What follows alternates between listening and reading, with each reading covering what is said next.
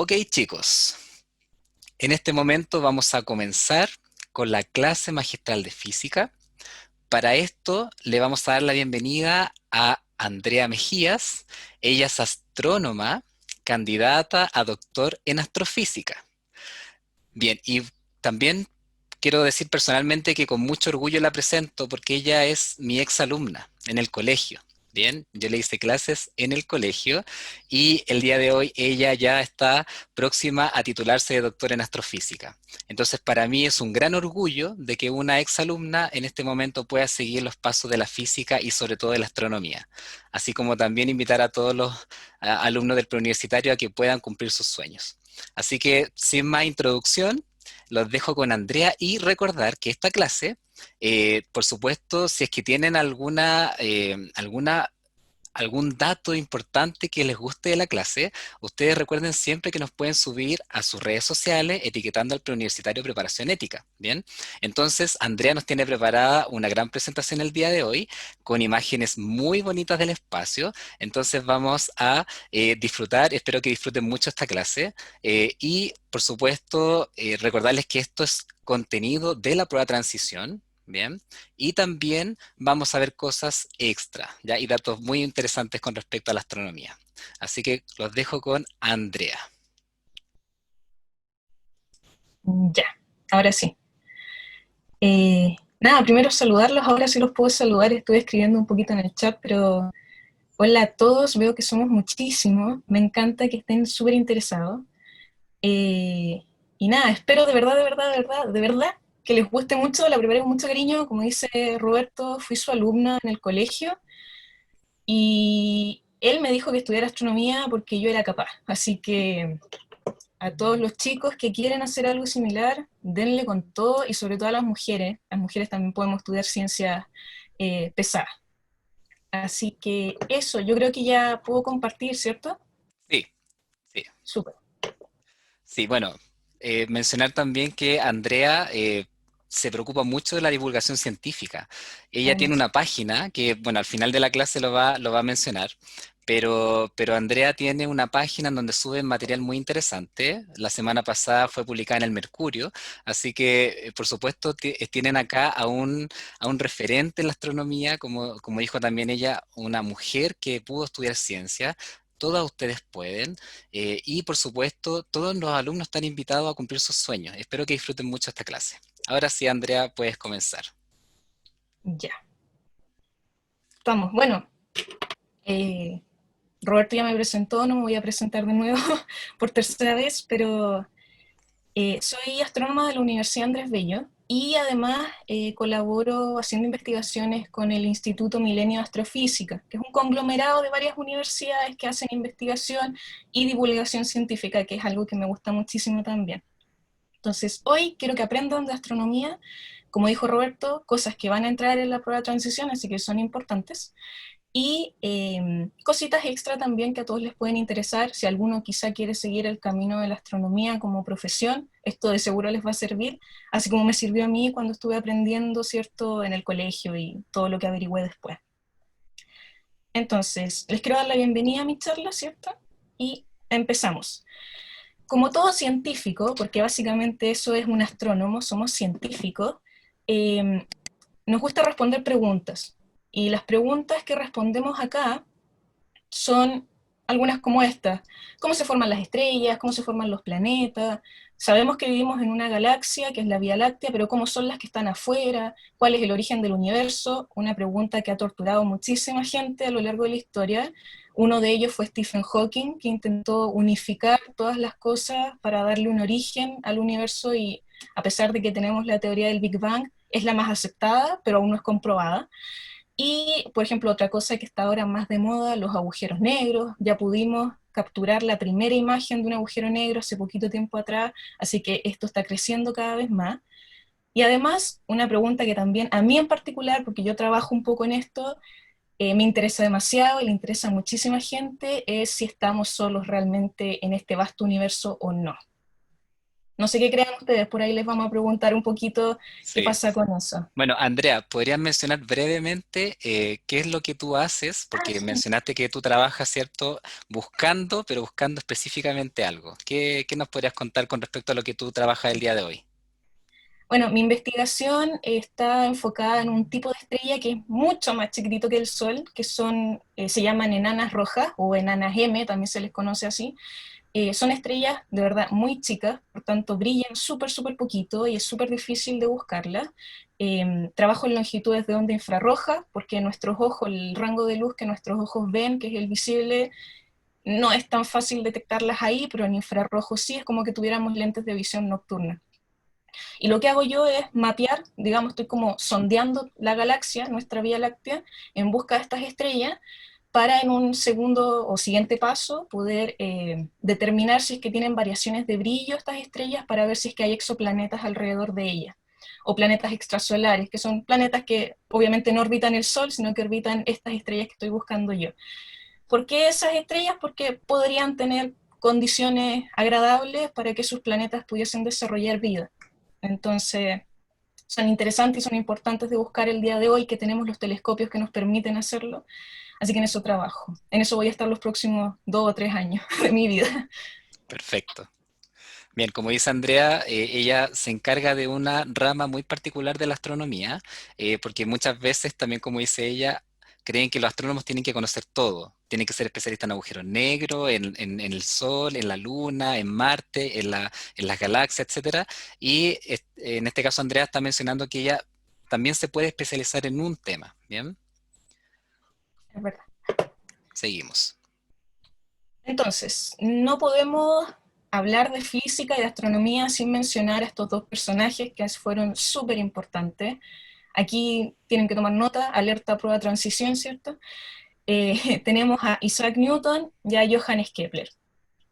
Como astrónoma tengo que decir que yo no soy muy religiosa, entonces yo los 25 de diciembre yo celebro el nacimiento de Newton, no el de Jesús ya, pero dato importante. Entonces, Newton y Kepler, dos personas que nos aportaron muchísimo.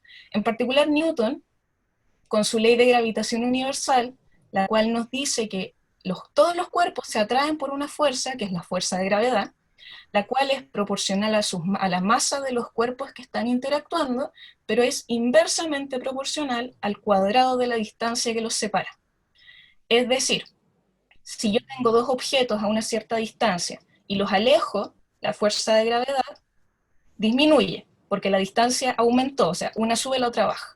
En cambio, si las masas aumentan, la fuerza de gravedad sube, o sea, si una sube, la otra también sube, porque son directamente proporcionales a las masas, pero inversa a la distancia. Luego, ahora, históricamente estas cosas están al revés, porque Newton fue después de Kepler, pero Newton es más conocido. Acá. Kepler nos planteó tres leyes del movimiento de los planetas.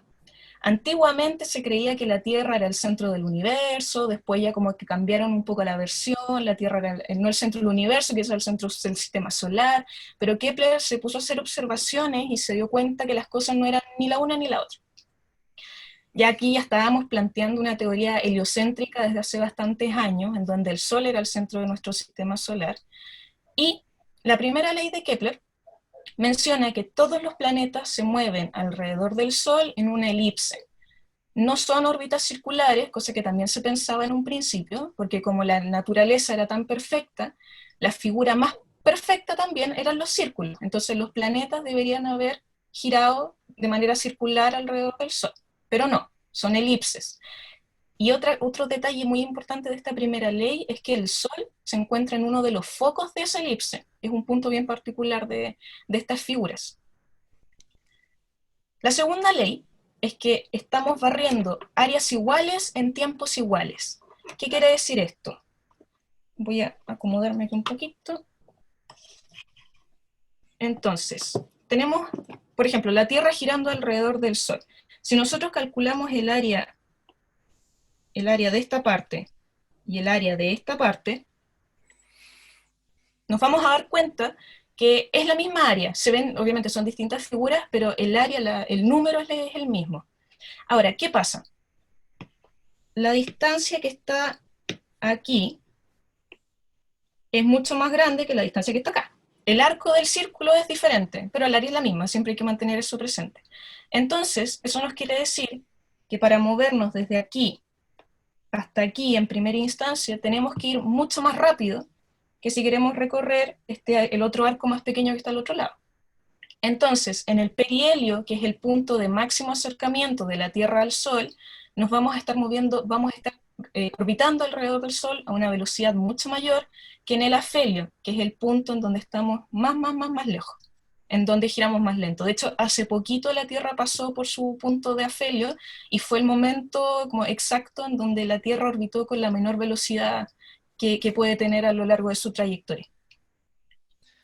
Bien, entonces acá, Andrea, podríamos decir que la Tierra y los planetas se mueven en órbitas elípticas, no circunferenciales como se creía antes, y además podríamos mencionar que la Tierra no siempre se traslada con la misma rapidez, ¿sí? Exacto. Perfecto. Es más o menos, o sea, siempre se menciona una velocidad media, tenemos los 365 días y el año, como que siempre es igual, pero por eso existen los años bisiestos también, pues, porque hay un desfase en la órbita, y eso es porque la Tierra no se mueve exactamente de manera constante alrededor del Sol. Ujú. Perfecto, perfecto, Y la para que tomen última nota. Muy bien. sí, hay que escribir. Yo igual voy a Sí. intentar, yo de repente hablo muy rápido, pero voy a, voy a bajar un poco la velocidad por ahí. No, pero también mencionar antes de que, porque igual hay algunos alumnos que ya están preguntando si es que vamos a tener material. Sí, al finalizar la clase, nosotros vamos a enviar un material en donde está toda la información que está mencionando Andrea, pero también información extra. Eso quiere decir que les vamos a mandar material, por supuesto. Sigamos, Andrea. Ya. La última y tercera ley es como la más matemática, menciona que el periodo de traslación de los planetas al cuadrado está directamente relacionado con el cubo del semieje mayor. El semieje mayor es la distancia que está en la elipse, digamos, la distancia del Sol a la Tierra, por ejemplo. Esa distancia al cubo se relaciona de una forma directamente proporcional con el cuadrado de su periodo. Entonces, ahora son directamente proporcionales, así que siempre teniendo en mente que si uno aumenta, el otro también. Uno va a subir más rápido que el otro, porque uno está al cuadrado y el otro está al cubo, pero lo importante es que los dos suben. Entonces, si el semieje crece, el periodo va a ser más grande, por lo tanto va a ser un año más largo nomás, pues nos vamos a demorar más en dar la vuelta. Claro, pero también hay que entender acá, y también para todos, que no es algo lineal. Eso quiere decir que, por ejemplo, Claro, si un planeta está 30 veces más lejos que nosotros, por ejemplo, existe un planeta en el sistema solar 30 veces más lejos que nosotros, ¿no? Andrea, ¿podrá existir un planeta 30 veces más lejos que nosotros? Ya, pero si está 30 veces más lejos, ¿su periodo de traslación será de 30 años? ¿Será de forma lineal? A eso me refiero. Si está 30 veces más lejos, demorará 30 años en dar una vuelta, porque es lo primero que uno se imagina. Y acá en la tercera ley está esa respuesta, ¿cierto? claro. Ahí habría que sacar la raíz cúbica de uno para despejar y poder ver, digamos, Claro, el periodo exacto al que nos vamos a demorar. claro, la respuesta sería la raíz cúbica en este caso, o la raíz cuadrada del radio al cubo, ¿bien? Y ahí nosotros podemos generar algo matemático, ¿bien? Claro. Exacto. Entonces, yo creo que ahora ya podemos empezar a recorrer los distintos elementos que nos rodean, ¿cierto? Vamos a ir como desde lo más cercano, obviamente nuestra casa, la Tierra, hasta lo más lejano que hemos detectado. Y somos literalmente un pálido punto azul, ¿eh? Como decía Carlitos Sagan por ahí en Cosmos. Somos un planeta con 6.000 kilómetros de radio. Es harto. De radio. Somos un planeta, o vivimos en un planeta con 12.000 kilómetros de diámetro. O sea, igual es bastante.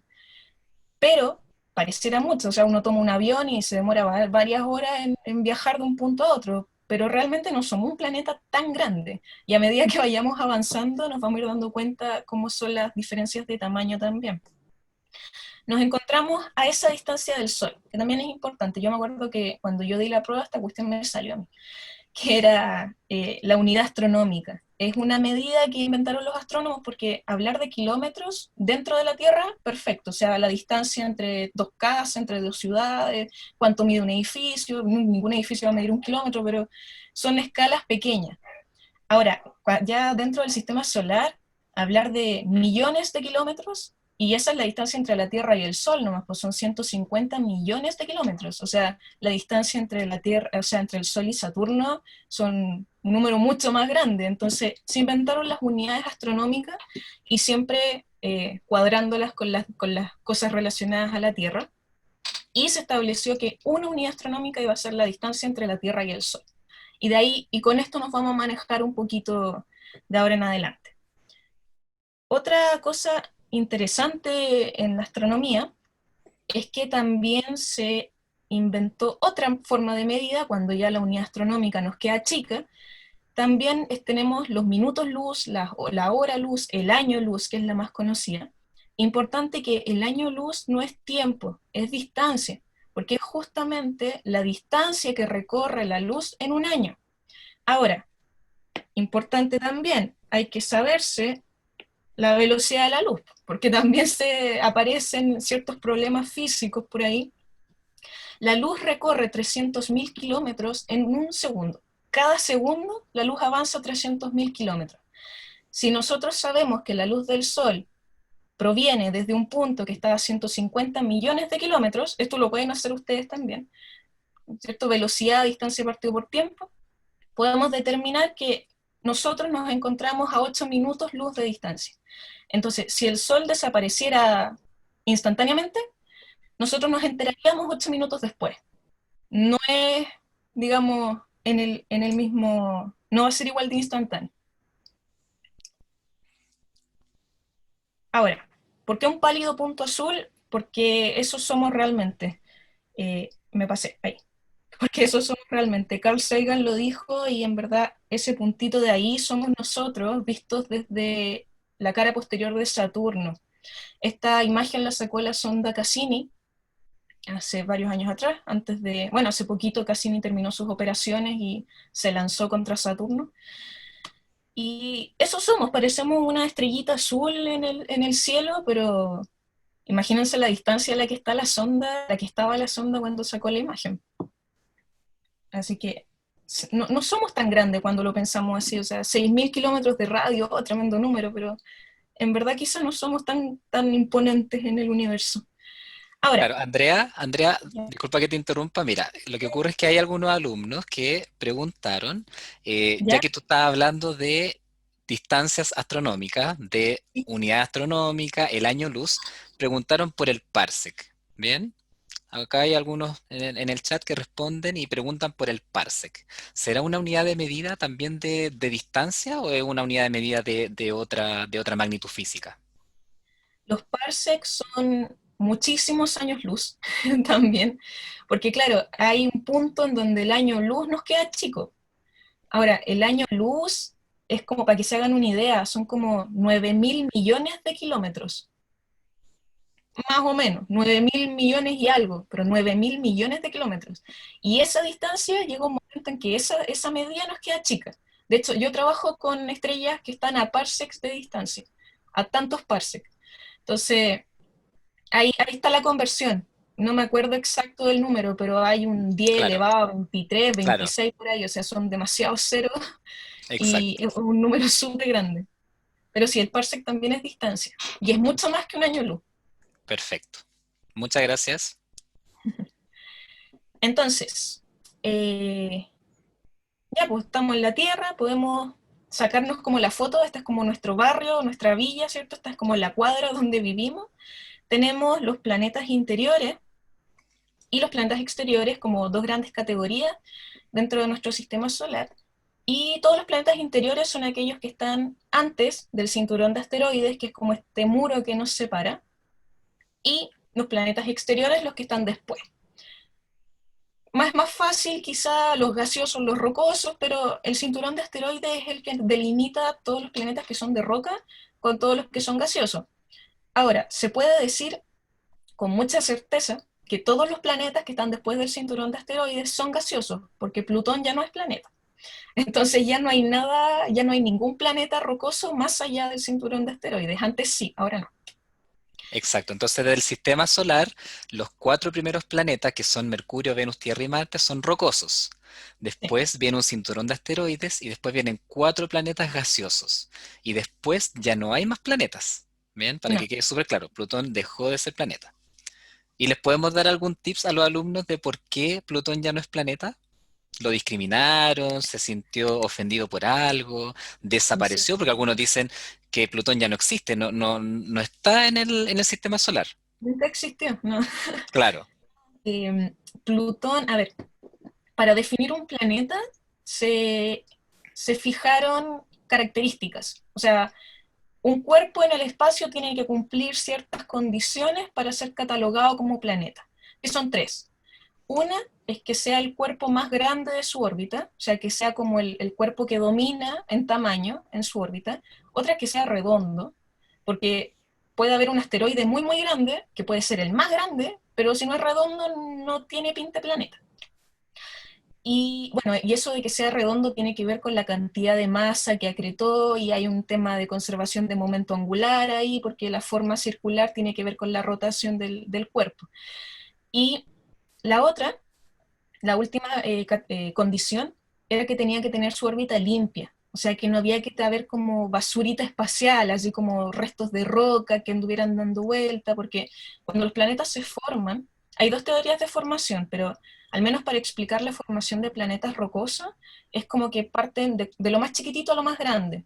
Entonces, son como pedacitos de roca muy chiquititos que van chocando, porque los procesos de formación en astronomía son todos medio caóticos, entonces van colisionando fuertemente entre ellos y va creciendo este cuerpo, como que se van pegando pedacitos de roca, la roca más grande y se forma un planeta. Ahora, si quedan estos como remanentes o estas piedritas sueltas, significa que el cuerpo no alcanzó a acretar, que esa es la palabra, acretarlo todo, no alcanzó a juntar todas las piezas. Y eso le pasó a Plutón. Es el cuerpo más grande, sí, pero Caronte tiene un tamaño bastante similar, orbita en torno a la estrella, estamos bien, tiene una órbita media elíptica, pero se cruza entre medio de otras órbitas y eso también causó conflicto cuando estuvieron analizando a Plutón. Y el problema es que tiene esta como basurita, no tiene su órbita completamente limpia. Entonces se hizo un consejo ahí de astronomía y la IAU, que es la Organización Mundial de Astronomía, digamos, donde estamos todos asociados, decidió que no, que ya no era más planeta. Después volvieron a conversar que en verdad sí podía ser planeta si cambiábamos un poco las condiciones, pero ya no valía la pena modificar ninguna otra característica y se degradó, bajó su calidad a planeta enano. No pasó a ser asteroide, sino que pasó a ser planeta enano, que es como el punto intermedio entre asteroide o planetoide y planeta. Que hay hartos nombres ahí entre medio, así que... exacto. Muchas gracias por la respuesta. Seguimos. Entonces tenemos, claro, los planetas rocosos, el cinturón de asteroides, los planetas gaseosos, planetas enanos que están por ahí. De hecho, sí, no, sí se notan bastante. Está Ceres, Makemake, Eris, Haumea, que están estas palabras en amarillo que están por ahí distribuidas. Todos esos son planetas enanos, de hecho. Entonces, todos estos ya son hermanitos de Plutón. Y al final o sea, al final del sistema solar, ya llegando al último rincón del sistema solar, encontramos el cinturón de Kuiper, que está un poco relacionado con la nube de Oort, que es lo que está más afuera aún. La nube de Oort no es, porque tenemos dos cinturones de asteroides que son literalmente anillos de rocas que están alrededor del Sol, pero la nube de Oort es una nube, es una esfera que envuelve todo el sistema solar, es como una bola, un cascarón de roca y hielo que nos envuelve completo, por completo. Y se considera o se cree que desde aquí es desde donde nacen los cometas de más largo periodo. Por ejemplo, como está más lejos, un cometa con un periodo muy, muy grande debería provenir desde acá. Por ejemplo, el cometa que estuvo hace poquito en el cielo, que era el Neowise, que no era muy visible desde Chile, pero en algunas partes del norte de Chile se podía observar mejor al atardecer. Neowise tiene un periodo de 6.000 y tantos años. Entonces, un cometa con 6.000 años de periodo de traslación alrededor del Sol podría provenir desde la nube de Oort. Ahora, se considera igual que el cinturón de Kuiper es como la parte interna de la nube de Oort, pero eso de hecho todavía está en estudios. Se está trabajando muchísimo en la nube de Oort aún, porque tiene mucho que ver con hasta dónde llega la interacción gravitacional del Sol. Ese límite está definido, pero todavía hay estudios que dicen que se podría definir mejor. Así que por ahí hay un par de actualidad que todavía, de hecho, siempre en astronomía las cosas cambian mucho, muy frecuentemente. Bien. Andrea, una pregunta, y si quisiéramos saber, por ejemplo, hasta dónde han llegado nuestros satélites. Eh, han salido del sistema solar, han salido de nuestra galaxia, por ejemplo, que algunos dicen, por ejemplo, vi una imagen de la Vía Láctea en Internet. ¿Esa imagen será real? ¿Será que alguien salió de la Vía Láctea y le pudo tomar una foto a nuestra galaxia? ¿Será real eso o no? A ver, la sonda que ha llegado más lejos es el Voyager 1, que salió hace muy poquito del sistema solar y hasta ahí. De hecho, todavía no hay ni sonda ni palo selfie lo suficientemente grande para sacarnos la foto a la galaxia. Todavía, de hecho, todas las imágenes de la Vía Láctea son animaciones, son recreaciones, son impresiones artísticas que de repente lo llamamos en astronomía, porque creemos que la Vía Láctea tiene tal o cual forma y estamos claros que es espiral, hasta ahí estamos claros, pero hay dos tipos de espirales y ahí como que hay más de dos tipos de espirales, entonces ahí estamos discutiendo todavía en cuál encaja mejor. Lo que sí sabemos es que hay una barra en el centro, entonces es una galaxia espiral particular, que igual les voy a mostrar un ejemplo después, pero nada, hemos salido del sistema solar recién. Entonces, pensar en viajar a otra estrella, estamos a años luz, literalmente, de Claro, poder viajar a otra estrella. exacto. Seguimos. Eso, entonces, ya bueno, empecemos a recorrer nuestro vecindario más próximo. La Luna es nuestra compañera, ¿cierto? Que la tenemos siempre dándonos vueltas, nuestro único satélite natural, sin considerar los otros millones de satélites artificiales que tenemos dando vueltas. Pero este es nuestro único satélite natural, que es bastante grande, es como un cuarto de la Tierra. La relación entre la Tierra y la Luna son bastante parecidos en tamaño. Eh, Tiene un radio de 1700 kilómetros, igual la Luna cabe como en un continente, pero es como relación planeta-satélite, la Luna es como el más grandote. Está ubicada, si hacemos la transformación de distancia, a más o menos un poquito más de un segundo luz de distancia.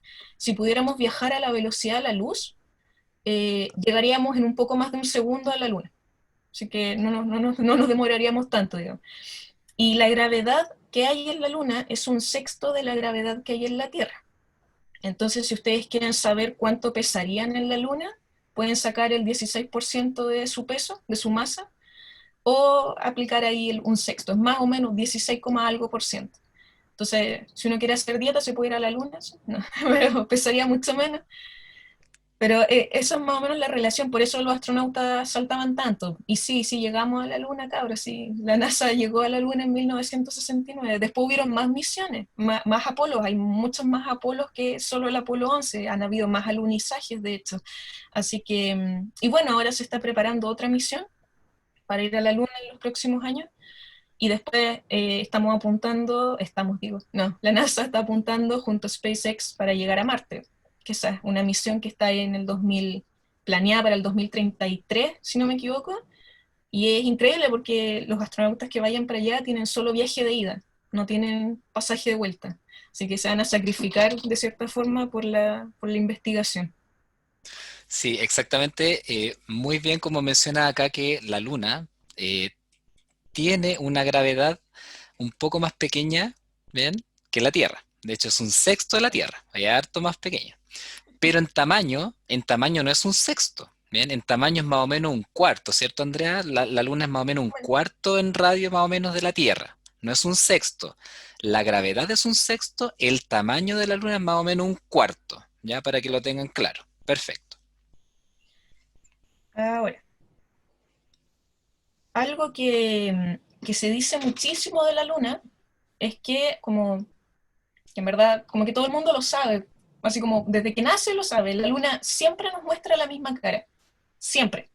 Pero no es porque la luna no rote sobre su eje. O sea, de hecho tengo mi luna acá, que espero que todos la vean.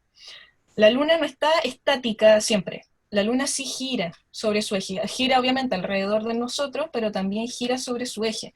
Lo que pasa es que, como dije recién, que igual es importante que el tamaño entre la Tierra y la relación de tamaños entre la Tierra y la Luna no es tan grande, digamos, la proporción entre ellas no es tan grande como, por ejemplo, si comparamos Júpiter con alguno de sus satélites, porque tenemos tremendo planeta y una luna muy, muy chiquitita. Nuestra luna igual es grandota.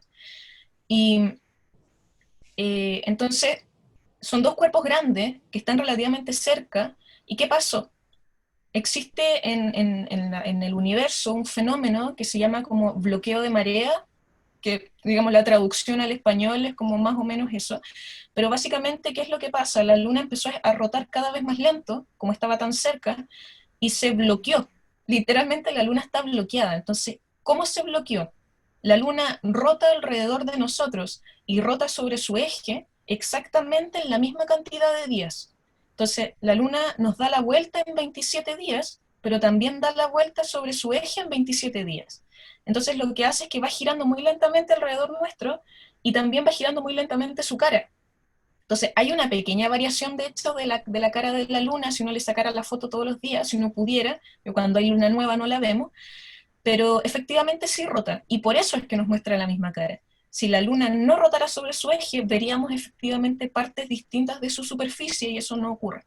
Así que primer mito astronómico derribado al tiro, para que la próxima vez que les digan que la luna no rota, le puedan explicar que la luna sí rota, y con fundamento, porque la luna de verdad rota. Si no, sería un cuerpo muy extraño. Exacto, entonces recordar que la Luna rota y se traslada en torno a la Tierra en más o menos en la misma cantidad de tiempo. Bien, por eso muestra siempre la misma cara. Ahora, que esa cara no siempre sea la cara iluminada de la Luna es otra cosa. Otra Bien, cosa. eso es otra cosa y ahí podemos hablar de los cuartos crecientes, cuartos menguantes, luna La llena, fase luna de la nueva, luna. pero eso es otra cosa. Claro, la fase de la Luna, muy bien. Sí. Entonces, bueno, de hecho, no es tan difícil como acordarse quizás del periodo de la luna, porque es como la diferencia de días entre dos lunas llenas. Ahí tenemos una vuelta completa, que es cuando volvió al mismo punto, digamos. Y es casi un mes, pues si es que el calendario, es como en el calendario uno puede ver, digamos, dónde están las lunas llenas. Exacto. Y ya, entonces, si viajamos un poquito más, vamos a recorrer entonces los vecinos rocosos que tenemos. Tenemos a Mercurio, a Venus y a Marte. De la Tierra vivimos acá, ya hablamos un poquito, así que empecemos a conocer un poquito más estos planetas que nos rodean. Mercurio, por ejemplo, rota en 58 días. O sea, un día en Mercurio son 58 días en la Tierra. Gira muchísimo más lento. Y un año en Mercurio son 88 días aquí. Entonces, celebran Año Nuevo cada rato, cada 88 días. Pero los días son mucho más lentos. Es el primer planeta del sistema solar, es el que está más cerca desde el Sol, pero no es el más caliente. Digamos, es el que está más cerca, pero no es el más caliente. Y eso es porque Mercurio no tiene atmósfera. Digamos, está tan cerca del Sol y el Sol emite una cantidad de energía y de radiación impresionante que le voló la atmósfera, porque Mercurio es súper chiquitito, entonces como que no tenía tanta fuerza de gravedad para mantener los gases atmosféricos con él y el Sol se los tiró lejos. Entonces, Mercurio no tiene atmósfera y por tanto no tiene la capacidad de retener el calor que le llega del Sol. Por ejemplo, en la Tierra tenemos días cálidos porque básicamente nuestra atmósfera tiene gases de efecto invernadero de manera natural y los que le estamos entregando nosotros, que esos gases ayudan a retener el calor. Entonces, por eso de hecho la temperatura de la Tierra sigue subiendo, porque estamos generando mayor cantidad de gases de efecto invernadero, como son el dióxido de carbono. Mercurio, como no tiene atmósfera, no tiene ninguno de estos gases, entonces llega al Sol. De hecho, cuando es de día, obviamente hay muchísima temperatura en Mercurio, pero tampoco es tan gigantesca como uno se lo podría imaginar. De hecho, la temperatura promedio en Mercurio es como de 150 grados Celsius. Es harto, pero no es el más caliente. Después vamos a ver el planeta más caliente, que ahí nos vamos a dar cuenta de la diferencia. Y luego ese calor no es guardado en el planeta, no se mantiene, entonces se va rápidamente, los rayos del sol rebotan en la superficie y se pierden. Entonces no es el planeta más caliente, a pesar de que es el que está más cerca. Otra cosa curiosa en Mercurio es que nos ayudó mucho a los astrónomos que lo estudiaron a determinar un poquito la historia del sistema solar. Porque al igual que la Luna, Mercurio está lleno de cráteres, muchos cráteres. La Luna tiene una geología súper interesante, porque tiene cráteres muy grandes, tiene mares que no son de agua, sino que son como mares como de arena, de una especie de arena fina, y Mercurio también. De hecho, Mercurio tiene cráteres tan profundos que se ha encontrado hielo en el fondo de esos cráteres.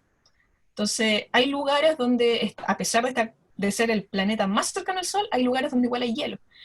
Y esos cráteres ayudan a entender que cuando el sistema solar se estaba formando, de verdad que era un ambiente súper violento, o sea, habían colisiones a cada rato, y de hecho por la fecha, o más o menos, digamos, las sondas mandan, son radares básicamente, entonces mandan una señal, reciben información de vuelta, se pueden estimar algunas cosas de la superficie de los planetas, y en la Luna y en Mercurio hay cráteres que nos ayudan a entender que más o menos hace 4.000 millones de años atrás, el sistema solar tiene 4.500 millones de años, que es la edad del Sol más o menos, y la edad de todos los planetas porque todo se forma al mismo tiempo. Cuando el sistema solar tenía 500 millones de años, hubo algo que en astronomía se conoce como el bombardeo tardío, que es literalmente hubo una lluvia de asteroides y todo chocó con todo, y la Luna presenta esos cráteres y Mercurio también, que son el resultado de los grandes impactos que sufrieron los planetas, digamos, cuando se estaban formando. Eh, Luego tenemos a Venus, que se encuentra como un 70% de la distancia que tenemos nosotros con el Sol, está un poquitito más cerca del Sol, no están tan lejos, y es súper parecido a la Tierra en tamaño y súper parecido a la Tierra en densidad.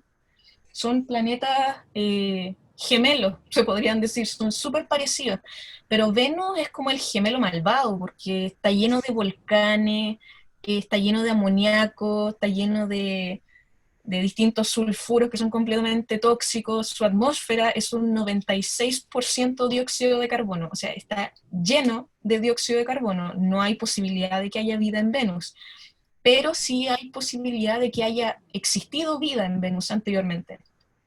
Ahora, ¿qué pasó? Efecto invernadero, terminó así, y para allá vamos nosotros si no hacemos algo, entonces hay que reciclar, hay que reutilizar y todo esto, pero claro, Venus tiene mucha actividad volcánica, muchísima actividad volcánica que libera todos estos gases al ambiente, y de hecho la presión atmosférica, o sea, su atmósfera es tan densa, porque está tan lleno de gases tan pesados, que la luz del Sol entra a la atmósfera, pero prácticamente no alcanza la superficie del planeta, como que si uno estuviera parado en Venus estaría súper oscuro, porque toda la luz del Sol es como absorbida por esta tremenda capa de atmósfera que tiene. De hecho, se han enviado varias sondas a Venus y hubo una de ellas que murió aplastada porque la presión de la atmósfera era demasiado grande y literalmente aplastó la navecita, la sonda. Alcanzó a, no quiero decir aterrizar, porque aterrizar es cuando uno llega a la superficie terrestre, pero se alcanzó a posar sobre la superficie de Venus y literalmente se aplastó un par de horas después. Entonces, la presión en Venus es 90 veces la presión que genera la atmósfera de la Tierra sobre nosotros, es muchísimo. Y eso es porque es increíblemente densa. Ahora, todo esto nos hace creer, y quizá les da un poco de pistas también, esa es la idea, de que Venus es el planeta más caliente del sistema solar. Es el segundo, pero le quitó ese puesto a Mercurio porque su atmósfera, como les decía, es tan gruesa que entra el Sol y este calor es retenido en el planeta. Entonces se queda siempre circulando, no sale de nuevo al espacio. Y eso hace que la temperatura en Venus sea de 460 grados Celsius, más o menos. Ahora, entre el día y la noche no cambia mucho, porque como a la superficie como tal no le llega luz, el calor es bastante parejo en Venus, y estamos hablando de 465, 470 grados, o sea, es muchísima la temperatura que hay ahí. Y tenemos a Marte. Ah, bueno, un dato de Venus que es bastante interesante.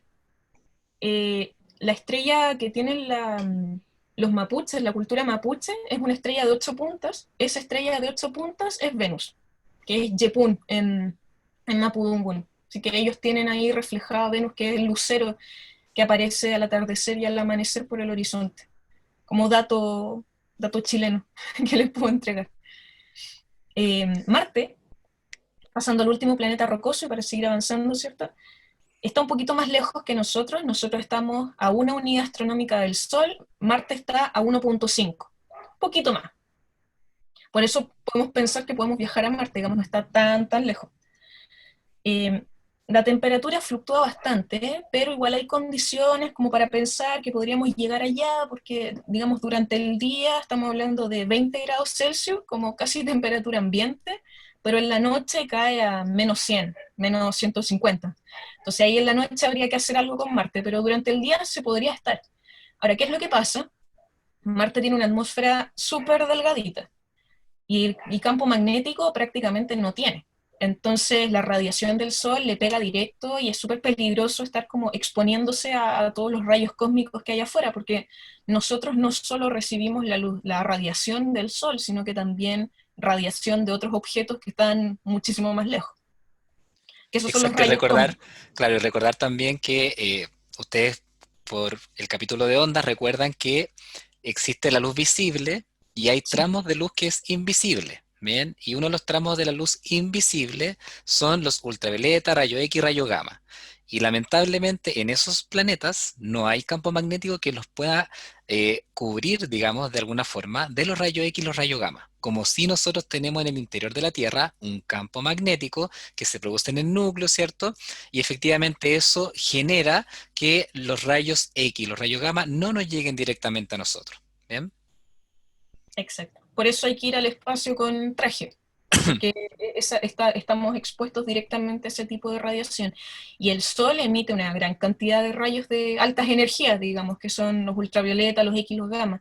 Lo que pasa es que nosotros lo vemos solo en luz visible, pero si nosotros observamos el Sol con cámaras especiales para estas distintas longitudes de onda, el Sol también brilla en esas longitudes de onda. Entonces por eso hay que echarse bloqueador y todo el tema. En Marte estamos completamente expuestos a ese tipo de radiación, pero tiene temperaturas que quizás se podrían manejar. De hecho, un día en Marte son 24,6 horas en la Tierra. Entonces es un poco más de un día terrestre, o sea, podríamos, digamos, nuestros ciclos de sueño no estarían tan complejos ahí, pero el año es mucho más largo porque son 60, o sea, son 680 días terrestres. Así que es un año mucho más largo. Marte es conocido como el planeta rojo en todos lados. Entonces de hecho, por telescopio también uno alcanza a notar que es un puntito rojo. Por telescopios más grandes uno ya nota como el disco del planeta, pero por un telescopio amateur, digamos, de aficionado, uno ve el puntito rojo. ¿Por qué es rojo? Porque Marte en su superficie está lleno de óxido de hierro. El óxido que se le forma a los metales, eso es lo que tiene Marte en su superficie. Y por eso es rojo. Principalmente ese es el elemento que predomina, obviamente hay más, pero ese es el que predomina y por eso se ve rojito. Ahora, una gracia de Marte es que Marte tiene estas dos cositas acá, que son casquetes de hielo. Efectivamente Marte tiene hielo, tiene agua congelada en sus polos, igual que nosotros, y si nosotros pudiéramos juntar todo ese hielo, haríamos más o menos como la mitad del hielo que hay en Groenlandia. Tampoco es tanto, pero tiene hielo en sus polos. También tiene dióxido de carbono congelado en estado sólido, lo que es a lo que están apuntando en las misiones a Marte, de poder como descongelar esto y que suba a la atmósfera para poder hacer que la temperatura se regule de manera natural en el planeta. Eh, entonces, de nuestros planetas vecinos, los más cercanos, rocosos, algo que es súper importante siempre destacar, nosotros y Marte somos los únicos que tienen satélites. Mercurio y Venus no tienen satélites. Marte en particular tiene dos, ahí sí, tiene dos, que son Phobos y Deimos, que son unos nombres medio raros, pero Phobos con B alta y Deimos. Ahora, son lunas súper irregulares, ¿eh? No son redonditas como la nuestra. Y probablemente lo que hizo Marte fue robarse dos asteroides y los dejó orbitando alrededor de él. Entonces, probablemente son asteroides capturados. No como en el caso de la Luna, que la Luna nuestra se formó, la teoría más aceptada, producto de una colisión, que cuando la Tierra se estaba formando, vino otro cuerpo muy grande, que de hecho también lo nombraron, se llama Teia, y este cuerpo chocó con nosotros, con la Tierra, en formación, y como el material era más o menos blando, porque la formación planetaria, al menos de planetas rocosos, parte con mucha actividad volcánica, mucho magma, mucho, entonces este cuerpo que chocó con nosotros dividió a la Tierra en dos, y quedó nuestro planeta y la Luna. Pero en cambio Marte no chocó con nadie, Marte se robó literalmente dos asteroides, probablemente del cinturón, o de algún otro lugar, digamos, cuando esto estaba un poco más revuelto, y quedaron sus satélites. No se quiso quedar sin satélite, así que pidió prestado un par de asteroides. Y nada, saltémonos el cinturón de asteroides por ahora para terminar de recorrer los planetas. Tenemos Júpiter, Saturno, Urano y Neptuno, los planetas exteriores, los planetas gaseosos. Todos estos son enormes. Júpiter está 5 veces más lejos del Sol de lo que estamos nosotros. Júpiter se encuentra a 5 unidades astronómicas de distancia del Sol. Un día en Júpiter dura 10 horas, gira súper rápido a pesar de ser tan grande, pero se demora 11 años en darle la vuelta al Sol. Y una de las características principales de Júpiter es que tiene todas estas formaciones en la atmósfera, nos muestra un montón de estructura, principalmente, y una que es la más bonita, por ejemplo, de ver por telescopio también, es la mancha roja que tiene acá. Esa gran mancha roja, que de hecho se llama la gran mancha roja, es un anticiclón que está girando ahí, es un tornado gigante. Dentro de ese ciclón caben como 2 tierras y media. Es enorme. Se descubrió hace más de 300 años y se estima que las velocidades ahí son como de 400 kilómetros por hora, la velocidad del viento, digamos, de ese anticiclón. Ahora, se está achicando, así que estamos pensando que probablemente va a desaparecer en algún momento, pero como es una tormenta, se puede producir otra. De hecho, hace muy poquito, un astrofotógrafo aficionado descubrió 2 tormentas nuevas en Júpiter, que las están estudiando ahora. Y bueno, como eso también hay un montón de otras características, como estas bandas que muestran, tiene bandas claras, bandas oscuras, todo eso son distintas composiciones de su atmósfera. Hay un fenómeno ahí que es bien interesante que ocurre justo en la intersección de 2 bandas, que por ejemplo aquí, por ahí, que se ven como unas ondas. Eso es un fenómeno físico que ocurre también en la Tierra cuando se ven nubes como con esta forma. Es un proceso termodinámico, en verdad, pero es una inestabilidad que hay por ahí y se forman esas cositas ondeadas. Júpiter tiene muchísimos satélites. A la fecha se conocen como 80 satélites, pero siempre se están descubriendo satélites nuevos. Entonces, hasta ahora hay como 80, 90 satélites conocidos, pero pueden haber más. Y una gracia, muy gracia de Júpiter, es que el planeta se está contrayendo. Es gaseoso y se está contrayendo.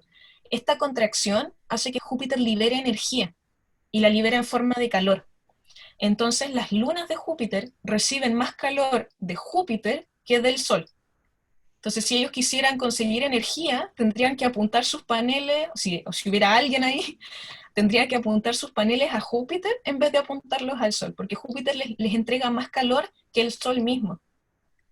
Ahora, Júpiter tiene 4 lunas muy características, que son las que descubrió Galileo Galilei, que son Ganímedes, Io, Calisto y Europa.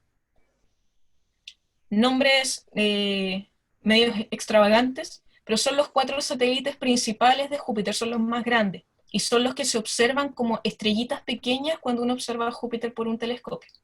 Ese es como el sistema joviano, o sistema galileano, le dicen algunos porque él fue quien lo descubrió. Ahora, Júpiter es gaseoso, completamente gaseoso, y se compone casi más de 3/4 del planeta son puro hidrógeno. Hidrógeno y helio principalmente, ¿por qué? Porque el 90 y tanto, no, de hecho, como el 75% del universo es puro hidrógeno, y el resto es helio. Y ya como un 0, algo por ciento son otros tipos de elementos químicos.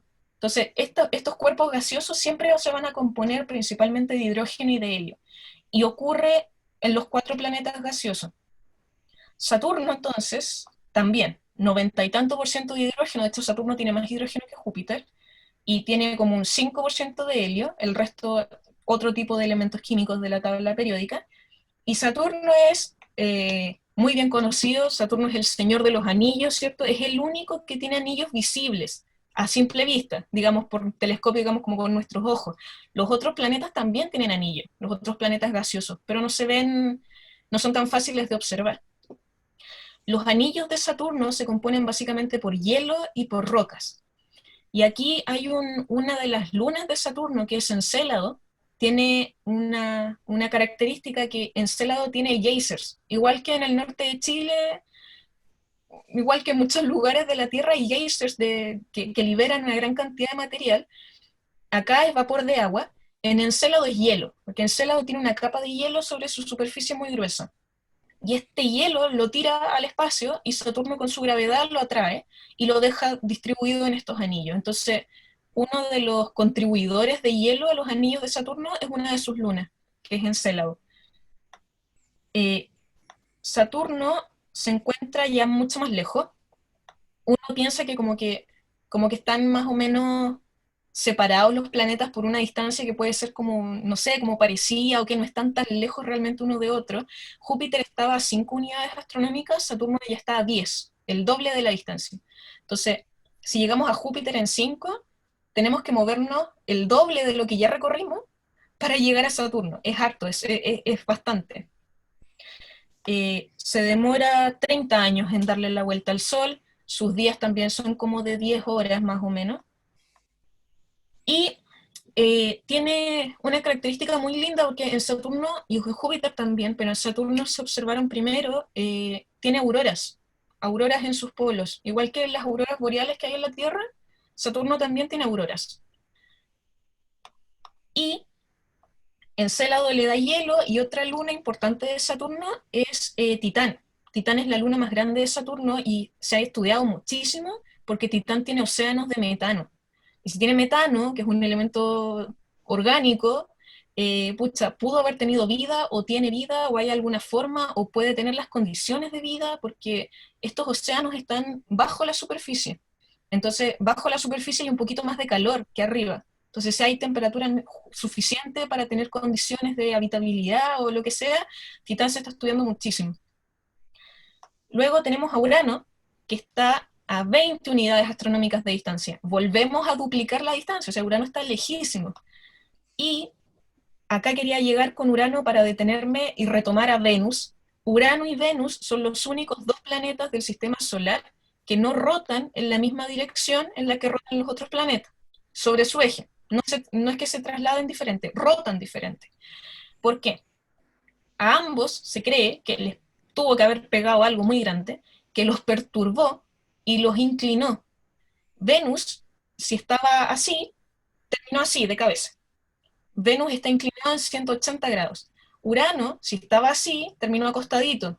Urano está en 90 grados, tiene 90 grados de inclinación. Entonces, de hecho, en esta imagen se ven los anillos de Urano y efectivamente están verticales, porque Urano rota en este sentido en vez de rotar así, y Venus gira completamente en sentido contrario. Urano es un planeta muy, muy frío, menos 200 grados fácilmente. Tiene estos anillos que son más visibles en infrarrojo que en óptico, y si quisiéramos visitarlo, sería un poco incómodo porque tiene grandes cantidades de amoníaco en su atmósfera y hace poquito se descubrió que tiene otros elementos que en combinación hacen que Urano huela como a huevo podrido. Entonces, no es como muy rico ir para allá. Tiene 27 satélites más o menos y todos tienen nombres de las obras literarias de Shakespeare y de Alexander Pope. Así que ahí hay nombres como más... De hecho, son casi todos nombres femeninos de las lunas de Urano. Sí, de las lunas de Urano. Urano fue, de hecho, el primer planeta descubierto por un telescopio. Lo descubrió William Herschel. Primero pensaron que era una estrella, después pensaron que era un cometa, pero no tenía cola, y los cometas siempre tienen cola. Entonces, después se dieron cuenta que era un planeta porque se movía súper rápido en el cielo. Y Neptuno fue descubierto porque los astrónomos de la época empezaron a aplicar, ya que descubrieron a Urano, empezaron a aplicar las leyes de Kepler, las leyes de Newton, y se dieron cuenta que los planetas gaseosos no seguían las órbitas que deberían seguir. Algo pasaba porque como que se movían extraños. Si uno predice las órbitas de estos planetas con las leyes de Kepler y de Newton, no deberían seguir los caminos que siguen. Y se pusieron a investigar qué es lo que estaba pasando, y se dieron cuenta que para que los planetas tuvieran las órbitas que actualmente tienen, debería haber otro cuerpo más allá de Urano. Debería haber habido algo más que estuviera aportando con masa suficiente para que la interacción de todos esos planetas hiciera los movimientos que tienen. Y se pusieron a buscar hasta que encontraron a Neptuno. De hecho, con las mismas leyes de Kepler, predijeron la posición que debería tener Neptuno. Y lo encontraron súper cerca. O sea, no se equivocaron como por 1 grado. En el cielo es harto, pero 1 grado parece poquito, digamos. Digamos, con esa exactitud más o menos pudieron predecir la posición de Neptuno, y lo encontraron gracias a eso, a que los planetas no se movían como deberían moverse. Neptuno ya se encuentra a 30 unidades astronómicas de distancia. Ese ya está lejísimo, es el último planeta del sistema solar. De hecho, fue descubierto en 1846. O sea, si pensamos como en momento histórico, tan viejo no es. O sea, tiene sus años, pero fue descubierto no hace tanto. Y tiene características principales en la atmósfera. Si ven bien la imagen, características similares a las de Júpiter. Si ven la imagen, tiene una mancha oscura, como una tormenta negra. Se llama la Gran Mancha Oscura. Los astrónomos no tenemos mucha imaginación para poner nombre. La Gran Mancha Roja, la Gran Mancha Oscura, fácil. También es una tormenta. Tiene vientos súper rápidos. Neptuno es el planeta que tiene los vientos más rápidos del sistema solar, con vientos de 1000 kilómetros por hora fácil. Y tiene atmósferas parecidas con Urano, pero Neptuno tiene más hielo. Tiene hielo de agua, hielo de amoníaco, hielo de metano. Entonces, Urano y Neptuno, de hecho, son conocidos como los gigantes de hielo. Y los otros dos son los gigantes gaseosos, como para hacer diferencia entre esos dos planetas. Y no sé si, Roberto, quieres agregar algo o sigo con él. Sí, mira, primero se dieron cuenta que cada planeta tiene sus características, no todos rotan de la misma forma, ya como se mencionó ahora, hay algunos planetas que están rotando de forma distinta. Y por supuesto que ahora que ya pasamos los planetas, vamos a hablar de algunos datos extra del universo, ya considerando también que nos queda poco tiempo. Vamos a ir avanzando en, por supuesto, cómo vemos nuestro sistema solar, pero también hay algo más fuera del sistema solar. Existen otras galaxias. Entonces, Andrea nos va a contar ahora un poquito más acerca de lo que hay fuera del universo, o fuera, en este caso, del sistema solar. Fuera del sistema solar. Fuera del sistema solar, no fuera del universo. Entonces, terminando con el sistema solar, de hecho, no quería dejar de hablar del cinturón de asteroides, que es básicamente el remanente que quedó de la formación del sistema solar, es lo que no se alcanzó a juntar. Y es roca, es polvo y es gas. Ahora, siempre están las noticias como meteorito potencialmente peligroso, se aproxima a la Tierra, nos vamos a morir el 29 de no sé cuándo, y la cuestión, no les crean, porque tenemos a Júpiter de nuestro lado. Júpiter es tan masivo que maneja, ordena los asteroides de cierta forma, y eso hace que justamente hay asteroides, porque si no, la gran mayoría de los asteroides quizá nos pegarían, pero la gravedad de Júpiter nos defiende de todos estos asteroides que pueden ser complicados. Ahora, todos los asteroides están catalogados, se conocen su órbita, entonces, y de hecho, potencialmente peligroso es una categoría que es cuando un asteroide pasa a una cierta distancia, pero todos están sobre la órbita de la Luna, entonces todos van a pasar mucho más, pasan todos por encima de la Luna, hay algunos que están como pasando por entre medio, pero son chiquititos, que son las estrellas fugaces, que de hecho ahora lo vamos a ver, porque se habla de asteroide, meteoroide, meteorito, meteoro, no son lo mismo. El asteroide es algo más pequeño que un planeta, es una roca gigante, pero no es redonda, y vive en el cinturón de asteroides. Esa es la gracia. El meteoroide es un pedazo, qué brillante, es un pedazo de asteroide. Entonces, porque como dijimos, el sistema solar es súper violento, hay colisiones a cada rato. Cuando un asteroide choca con algo y se fragmenta, ese pedacito es un meteoroide. También se pueden producir meteoroides de los cometas, porque los cometas también de repente se pueden fragmentar. El meteoro es la estrella fugaz. Cuando ustedes ven una estrella fugaz en el cielo, es un meteoroide que entró a la atmósfera y se calentó tanto por la fricción, se prendió y nosotros le vemos el haz de luz, ¿cierto?, que pasa. Uno, si pone la suficiente atención o si está en un cielo lo suficientemente oscuro, puede ver que estos tienen distintos colores. Y eso es porque se componen de distintos elementos químicos. Entonces hay algunos que brillan azul, otros brillan verde, otros brillan medio rosado, y eso indica de hecho de qué están compuestos. Estas son las estrellas fugaces. Y el meteorito es el meteoroide que entró a la atmósfera, se transformó en meteoro y cayó a la Tierra. No se alcanzó a desintegrar por completo, alcanzó a tocar la superficie de la Tierra, y ese es el que nosotros recogemos con la mano, digamos. En el norte de Chile se buscan muchísimos meteoritos. Hay una gran geóloga chilena, Millerca Valenzuela, que está buscando meteoritos en Chile, y ha encontrado muchísimos. Y ese meteorito que está ahí en la foto es un meteorito que se encontró en Chile, que se llama Vaca Muerta. No sé por qué le pusieron así, pero se llama Vaca Muerta. Y eso, esa es la diferencia. El asteroide es la piedra gigante que está afuera, el meteoroide, perdón, es el pedacito, el meteoro es la estrella fugaz, y el meteorito es el que está acá, el que nosotros podemos tocar, que de repente son chiquititos, no son tan grandes. Ahora ese mide un par de centímetros, pero no es como que nos vayan a matar.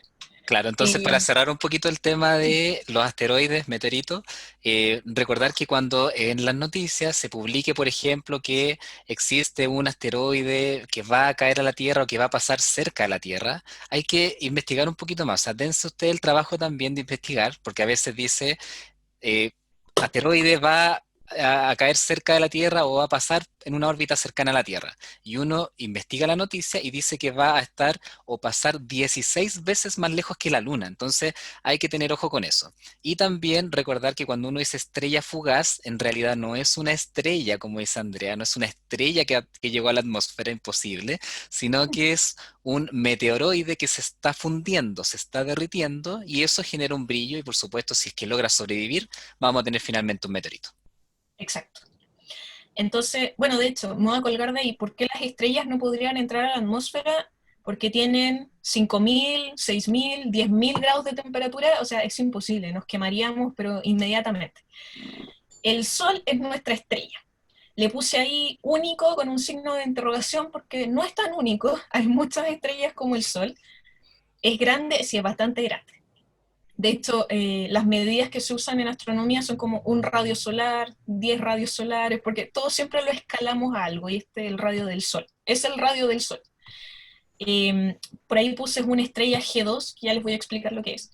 La temperatura de su superficie es casi de 6.000 grados. Está en grados Kelvin, son 5.700 grados Kelvin, pero la transformación de Kelvin a Celsius son 273 grados de diferencia, entonces a esa escala de temperatura es casi lo mismo. Pero en el núcleo, en el centro del Sol, el Sol tiene una temperatura de 15 millones de grados, que es la temperatura, que justo es la temperatura necesaria para que el hidrógeno se transforme en helio, que es el combustible de todas las estrellas. Las estrellas son centrales nucleares, son hornos nucleares muy grandes. Estrellas como el Sol, y casi, bueno, todas las estrellas en verdad, para ser estrella tienes que fusionar hidrógeno en helio. En una central nuclear, para producir energía, lo que se hace es agarrar dos átomos, o sea, agarrar un átomo y separarlo en dos. Hacen fisión nuclear, lo fisionan en dos átomos distintos. Las estrellas hacen el efecto contrario, tienen dos átomos y chocan entre ellos por las grandes temperaturas, esto se mueve muy muy rápido, hay mucha energía cinética ahí adentro, chocan y se transforman en un elemento nuevo. Dos átomos de hidrógeno van a formar helio, y eso es lo que está creando el Sol en su núcleo en estos momentos. Luego va a empezar a crear otros elementos químicos, va a llegar al carbono, al oxígeno, y ahí va a morir. Y les voy a explicar cómo muere después. Ahora, es súper complejo, la estructura interna es súper compleja, y el Sol es obviamente la estrella que mejor conocemos porque es la que tenemos más cerca para estudiar.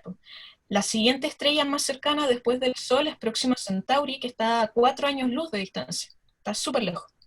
Y de hecho justo es una enana M, que son las que yo estuve. Entonces tenemos el núcleo del Sol, tenemos después un poquito más afuera una capa que es radiativa, en la cual se transporta el calor igual que el calor que nosotros recibimos cuando ponemos las manitos en la estufa, es calor que se irradia hacia nosotros. Luego está la zona convectiva, que es el símil de, no sé, una olla con agua hirviendo. Las burbujas calientes suben, las burbujas frías bajan. Entonces hay un gorgoreo en la parte más superficial del Sol, que es donde se transporta la energía por convección, ¿cierto? Que tenemos radiación, convección, conducción. Acá tenemos radiación y convección. Y la superficie del Sol ya es mucho más magnéticamente activa. De aquí es de donde vienen los rayos X, los rayos gamma, la energía más alta. Y el Sol tiene erupciones, protuberancias, manchas, tiene un montón de fenómenos. La protuberancia es cuando el material sale y vuelve a caer a la superficie, se forma un arco. Las erupciones solares son lo que también se conocen como tormentas solares, que es cuando el material sale del Sol y viaja, viaja, viaja, viaja y nos pega a nosotros y nuestro campo magnético se defiende y se forman las auroras en los polos. Esa es una erupción, cuando literalmente el material del Sol es expulsado muy violentamente. Las manchas son zonas altamente magnéticas, pero se quedan ahí, se quedan en la superficie. De hecho, se mueven a lo largo de la superficie del Sol, pero no tienen ninguna interacción con el exterior. Y tienen dos regiones, la penumbra, que es la parte más clara, y la umbra, que es la parte más oscura. Esto es, de hecho, el modelo de la estrella del Sol es como el que se aplica a estrellas que tienen temperaturas similares. Estrellas más frías tienen un interior completamente diferente y estrellas más calientes también. Y bueno, todo eso se está estudiando. Obviamente hay un montón de técnicas para observar estrellas que usan los telescopios más grandes, pero menos mal esta estrella no está tan lejos y la podemos observar con cierta facilidad. Y según su temperatura se clasifican con estas letras y números, y el Sol cae en la G por su temperatura entre 5.000 6.000 grados, 2 porque hay igual, es como una subdivisión, hay de la G0 a la G9, entonces el Sol es una 2. Y el 5 eso es un 5 romano. La V, o 5 romano, es porque es una estrella enana. Y a pesar de que es grandote, es una estrella enana. Exacto, entonces si hablamos en términos de estrellas, por supuesto que el Sol, para nosotros, para nuestra escala del radio promedio más o menos de la Tierra, por supuesto que lo podemos ver con un gran tamaño, pero dentro de otras estrellas, como lo va a mencionar ahora, ¿cierto? No es así, ¿bien? Claro, de hecho, en esta imagen hay muchas estrellas que están cerca o relativamente cerca de nosotros. Espero que puedan ver al Sol, que está ahí, y si no lo pueden ver, ahí está. Ese es nuestro Sol en comparación al tamaño de otras estrellas. De hecho, acá en el medio están estas tres. Alnitak, Alnilam y Mintaka son las estrellas del cinturón de Orión, esas son las tres Marías. Si se quieren aprender los nombres, Alnitak, Alnilam y Mintaka son las estrellas del cinturón de Orión. Betelgeuse, la gordota que está ahí al lado derecho, es una gigante roja, es una estrella vieja. Cuando las estrellas envejecen, se agrandan y se ponen frías. Y a diferencia de lo que nos pueden enseñar en arte, que los colores cálidos son los rojos y los colores fríos son los azules, estrellas más calientes, en física, digamos, estrellas más calientes son azules y estrellas más frías son rojas. ¿Por qué? Porque nos movemos en longitudes de ondas diferentes. El infrarrojo es menos temperatura que el ultravioleta. Y en el infrarrojo estamos más hacia el rojo y en el ultravioleta estamos más hacia el azul. Entonces, las estrellas cuando se agrandan se enfrían. Y Betelgeuse está en esa etapa de su vida de gigante roja.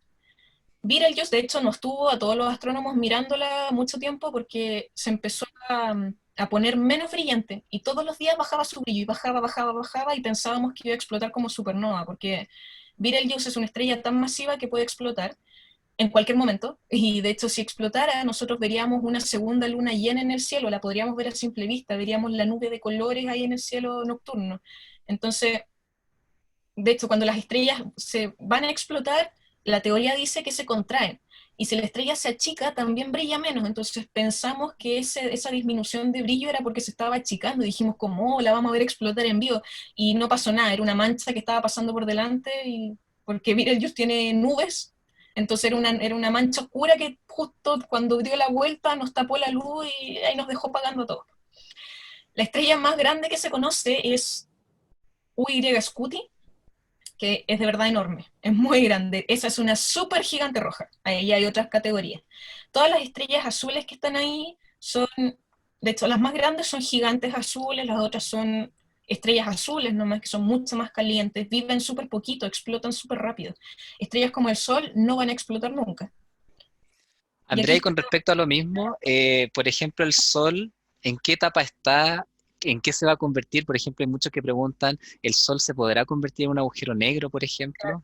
¿Tendrá la capacidad de? El Sol no. No, no, no, nos tragaría. No, pero no, no es porque sea buena persona, es porque el Sol no tiene la masa suficiente para explotar como supernova y para dejar un agujero negro. De hecho, ahí abajo están todos los tipos de estrellas como categorizados por letra. Ahí está la letra G, que es donde cae el Sol. Y de hecho, si la estrella tiene menos de 8 veces la masa del Sol, termina como la imagen que está ahí arriba, como una nebulosa planetaria. Ahora, se llama nebulosa planetaria porque antes pensaban que ahí habían planetas, pero ya se sabe que ahí no hay planetas. En el centro de esta nebulosa queda el núcleo muerto de la estrella. Entonces, cuando el Sol, ahora, el Sol, respondiendo a la pregunta, se me estaba olvidando, el Sol es un adulto joven, está como casi a la mitad de su vida, le quedan como 5.000 millones de años más por vivir.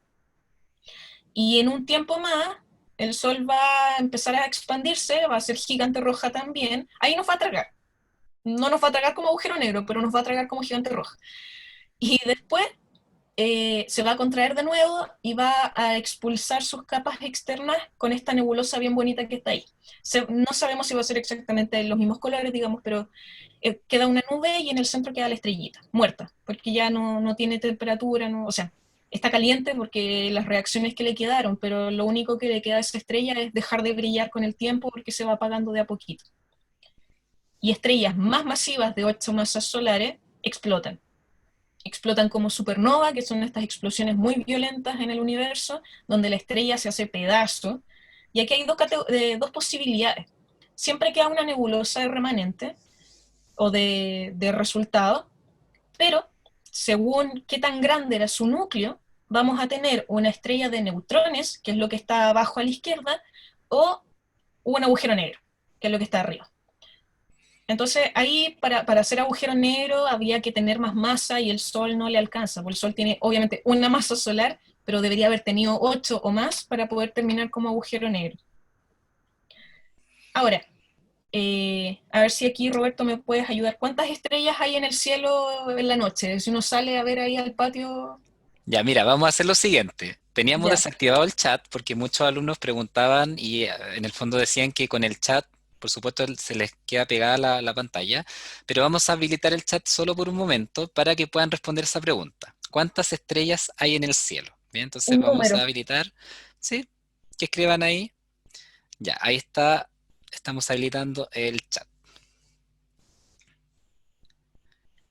Bien, chicos, ¿cuántas estrellas? Bueno, uno puso 13, son incontables, 50, muchas, 8.000, hay infinitas estrellas, hay 1.000 billones de estrellas, eh, nos dicen también 1.000 millones de estrellas, 10.000 millones de estrellas, 300.000 millones de estrellas.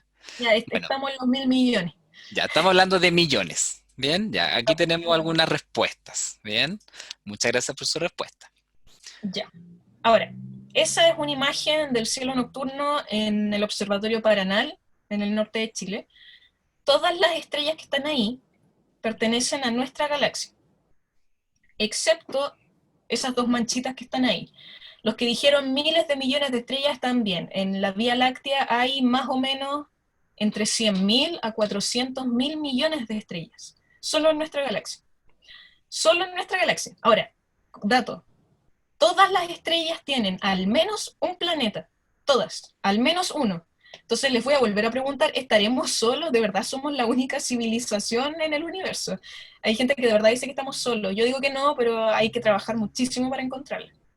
Esas dos manchas que están ahí señaladas con flecha son galaxias, son las nubes de Magallanes, que se ven solo desde el hemisferio sur. Estas dos galaxias son mucho más pequeñitas que la Vía Láctea y son satélites. Son galaxias que nos orbitan igual que la Luna a la Tierra. Son galaxias más pequeñas, irregulares, porque no tienen ninguna forma en particular, y nos dan vuelta. Ahora, esa es nuestra galaxia, nuestra representación de galaxia. Tenemos una barra en el centro, tenemos brazos espirales, donde hay mucho gas, mucho polvo, donde se están formando estrellas nuevas, y dato importante igual, la Vía Láctea tiene 100.000 años luz de diámetro, que es algo que también preguntan. 100.000 años luz de diámetro y nosotros nos encontramos del centro a una distancia de 25.000 años luz, que es lo mismo que 8 kiloparsec. Ahí para meter la distancia que nos habían preguntado al principio. 8 kiloparsec son 25.000 años luz de distancia.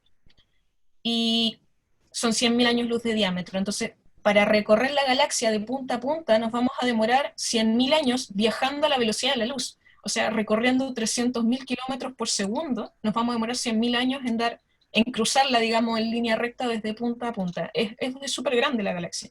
Y la estrella amarilla que está ahí es nuestra ubicación. Ahí estaría el sistema solar, en uno de estos brazos, en particular en el brazo de Orión. Ese brazo tiene nombre y estamos viviendo en el brazo de Orión. Perfecto, dato importante entonces, no estamos en el núcleo de la Vía Láctea, como muchos No, no creen. estamos en el centro. Estamos en un brazo, sí, estamos en un brazo, el brazo de Orión, y recuerden que también el tamaño está en el orden de los 100.000 años luz, el tamaño de nuestra galaxia, que es un tipo de galaxia de las muchas que existen. Exacto. Y de hecho, esta imagen que me gusta mucho es el espacio profundo del Hubble. El telescopio Hubble es un telescopio espacial de 2 metros, no es tan grande, hay telescopios mucho más grandes, que está dándonos vuelta a la Tierra, ¿cierto? Está ahí en el espacio, y lo que hizo el Hubble fue agarrar un pedacito de cielo muy chiquitito, y sacó una foto. Esa es la foto que sacó, esa es la cantidad de puntos que hay en un espacio muy pequeño del cielo. Uno la ve a simple vista y dice como ya hay cosas que parecen galaxias, pero en la mayoría hay muchos puntitos, entonces uno puede decir, uy, hay hartas estrellas ahí. Pero en verdad solo hay 3 estrellas en esa foto, que son las que están marcadas con un círculo. Todo lo demás son galaxias. Entonces, cada galaxia tiene 100.000 millones de estrellas. Cada estrella tiene planetas. Les vuelvo a preguntar, ¿de verdad estaremos solos acá? Entonces, esas son las únicas 3 estrellas presentes en esa imagen. Y esos son los tipos de galaxias que podemos encontrar. Tenemos la primera, que es la que está arriba a la izquierda, son galaxias irregulares, no tienen ninguna forma particular, se forman por colisión de otras galaxias, y las más pequeñas se forman por interacción con la galaxia a la que orbita. Galaxias espirales, como la que está abajo, esa es Andrómeda, que es nuestra vecina más cercana. Galaxias lenticulares, como la que está arriba en el centro, que parece un sombrero, de hecho se llama la galaxia del sombrero. La otra espiral es como más o menos como se cree que puede ser la Vía Láctea, como brazos un poco más desordenados, pero espiral y al fin y al cabo. Y la última de abajo es una galaxia elíptica. Porque, bueno, las elípticas son bastante importantes, son súper grandes, son infinitamente más grandes que la Vía Láctea, y esa en particular es M87, que es la galaxia a la cual se le fotografió el agujero, a la cual se pudo obtener la imagen del agujero negro. Así que, no, pues nosotros no observamos el agujero negro presente en nuestra galaxia, observamos un agujero negro presente en otra galaxia que está muy, muy lejos, que era M87. Es Claro, una porque una de galaxia. las preguntas iniciales también fue si es que en el núcleo de la Vía Láctea hay un agujero negro. Bien, Sí. entonces podríamos decir que la respuesta a esa pregunta fue sí, sí hay un agujero negro ahí, pero no es el que se tomó la imagen con estos radiotelescopios, ¿cierto? Claro. Pero efectivamente corresponde a una galaxia lejana. Exacto, y de hecho esos agujeros negros son agujeros negros supermasivos que tienen millones de masas solares. Los agujeros negros que resultan cuando mueren las estrellas son otra cosa nada que ver. Son dos tipos distintos de agujeros negros. Ahora, las estrellas nacen en grupos que se llaman cúmulos, y las galaxias también.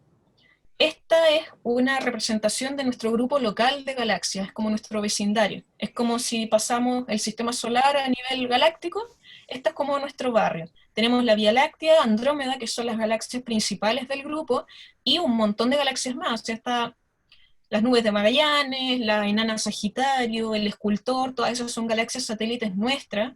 Andrómeda tiene sus propios satélites como M32, Andrómeda 2, Andrómeda 3, que hay también inventando nombres súper creativos los astrónomos. Está la galaxia del Triángulo, que es como la tercera más grande, que es bastante más chiquitita que las otras dos. Y esto tiene un tamaño de 4 millones de años luz. Es súper grande. La galaxia tenía 100.000 años luz de diámetro, esto tiene aproximadamente 4 millones de años luz. Si nos alejamos un poco más, vamos a encontrar el cúmulo de Virgo. Esa es una imagen real de hacia dónde estaría el centro del cúmulo de Virgo. Y esta ya es una agrupación de muchísimas más galaxias, estamos hablando de miles de galaxias, y tiene un tamaño de 7.5 millones de años luz, o sea, es muchísimo más grande. Ahí ya estamos hablando de cosas gigantescas en el universo. Pero no es la estructura más grande conocida, estos son cúmulos de galaxias. Nos podemos alejar un poco más y vamos a encontrar el supercúmulo de Virgo, que ya no son solo agrupaciones de galaxias, sino que son agrupaciones de cúmulos de galaxias. Y tenemos el grupo local por ahí entre medio, el cúmulo de Virgo que está un poquito más al costado, nosotros estamos como un poco en la periferia del cúmulo de Virgo, y están todos estos otros cúmulos como el de Fornax, el de Eridanus, ya, pero son grupos de cúmulos. Y esto debería tener un tamaño de 55 millones de años luz. No de 4, no de 7, de 55, o sea, muchísimo más grande. Ahora, estas son como todas las estructuras conocidas en el universo, como hablando de universo a gran escala, y todo se formó, todo lo que vimos se formó a partir de un boom que ocurrió hace 13.800 millones de años. Como les dije al principio, esto es una teoría, todavía no está comprobada. Es la teoría más aceptada, pero le faltan cosas que todavía no se pueden explicar, pero es la que explica la mayoría de las cosas y las explica bien. Entonces, se cree que el Big Bang ocurrió hace 13.800 millones de años a partir de la nada. Ahí entra un poco la mecánica cuántica en juego de cómo a partir de la nada hay una explosión que creó todo este universo. Y esa imagen de ahí es una simulación hecha por computador que muestra como esta red de galaxias. Los puntos más brillantes son conglomerados de galaxias, ahí hay cúmulos de galaxias que se estarían comunicando con otros cúmulos por estos filamentos, y las partes más oscuras serían vacíos, se llaman vacíos. Entonces, ¿qué es lo que hace que todas estas cosas interactúen? Entre ellas, la materia oscura, que no tenemos idea lo que es. Sabemos que está ahí, como no la vemos, le pusimos materia oscura.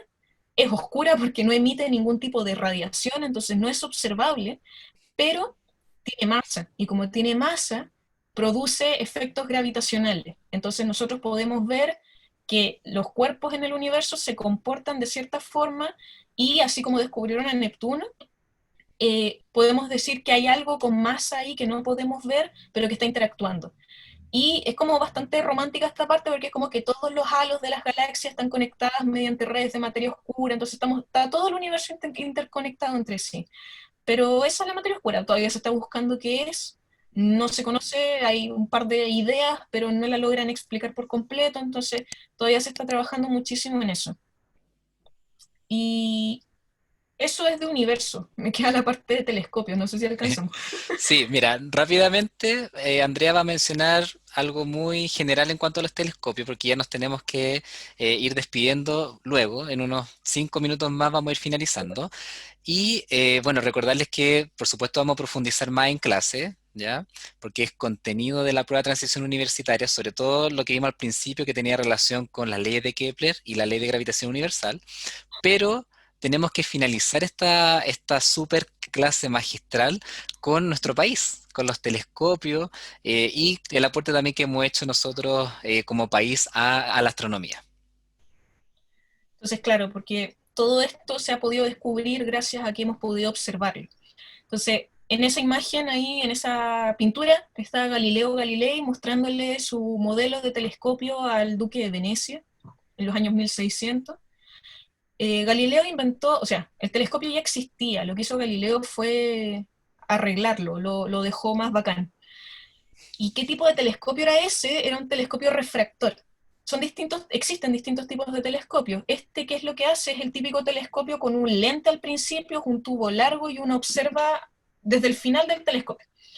Como su nombre lo indica, la luz se refracta acá adentro. Entonces hay un cambio de dirección de la luz, los rayos entran, la luz del universo viene siempre en rayos paralelos. Estos rayos paralelos pasan a través del lente y se enfocan en un punto que está al final del tubo, que es por donde nosotros observamos. Eso es un telescopio refractor, el cual obviamente refracta la luz. Los telescopios reflectores, que son otro tipo, como nuestro querido Hubble que está ahí en el espacio, es un telescopio que no tiene lentes, tiene espejos.